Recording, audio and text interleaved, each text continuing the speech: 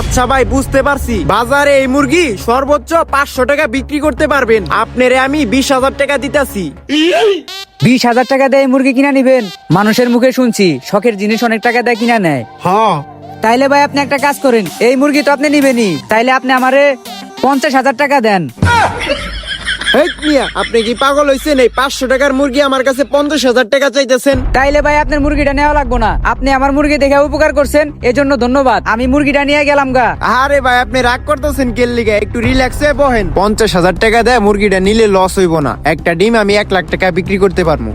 আরে ভাই, 50,000 টাকাই তো নেন ভাই, আপনারে দিতাছি। এই যে ভাই নেন। যাক ভালো হয়েছে, মক্কেল ইউটিউব গিলা হালাইছে। 50,000 টাকায় দিয়ে দিছেন, যাক ভালো হয়েছে।